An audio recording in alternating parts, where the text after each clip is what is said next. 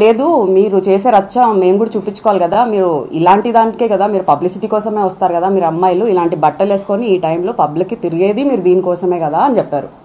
నేను మీరు లిమిట్స్ మీద లిమిట్స్ దాటేస్తున్నారండి.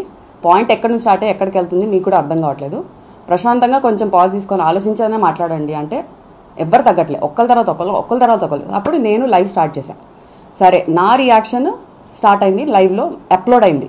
దానికి ముందు నేను చేసిన లైవ్ వాళ్ళు వైఫై ఆఫ్ చేశారు, ఫ్యాన్స్ ఏసీస్ ఆఫ్ చేశారు అండ్ షట్టర్స్ బంద్ చేసేసరికి నాకు నా ప్రీవియస్ లైవ్ అప్లోడ్ అవ్వలేకపోయింది. సో నా లైవ్ స్టార్ట్ అయినప్పుడే నా రియాక్షన్స్ అందరికీ కనిపించి అది అప్లోడ్ అవ్వడం స్టార్ట్ అయ్యే కొద్దీ మీ అందరికీ రీచ్ అయింది. సో నేనే రియాక్ట్ అయ్యాను, నేనే చేశాను అంటే డెఫినెట్లీ రియాక్ట్ అయ్యాను. This was after almost 1.5 hours నేను రియాక్ట్ అవ్వడం స్టార్ట్ చేశాను. అంతవరకు చాలా పేషెంట్గా ఉన్న వాళ్ళతో, బికాస్ ఒక్కళ్ళు కూడా బేసిక్ హ్యూమన్ నేచర్గా కూడా మాట్లాడడం జరగలేదు. తర్వాత ఇప్పుడు షట్టర్ వేసాక నాకేంటి గ్యారంటీ, నాకేం అవ్వకుండా ఉంటుందని గ్యారంటీ, అందుకే చేయడం జరిగింది. ఎందుకంటే నాకు నా సైడ్ నుంచి ఒక ప్రూఫ్ ఉంటుంది. సో నేను లైవ్తో పాటు మా ఫ్రెండ్ కూడా వీడియో రికార్డ్ చేయమని చెప్పాను, తను కూడా వీడియో రికార్డ్ చేయడం జరిగింది. దాని తర్వాత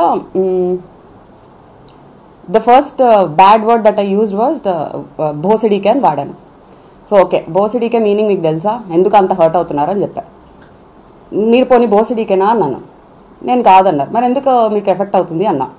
పోనీ దాని మీనింగ్ తెలుసా, నేను చెప్పచ్చా అంటే నాకేం అవసరం లేదు మీనింగ్ అని చెప్పారు. బై ద వే భోసిడీకే meaning is you be well. ఇంగ్లీష్లో గూగుల్ చేయండి, భోసిడీకే అంటే you be well, it's a blessing basically.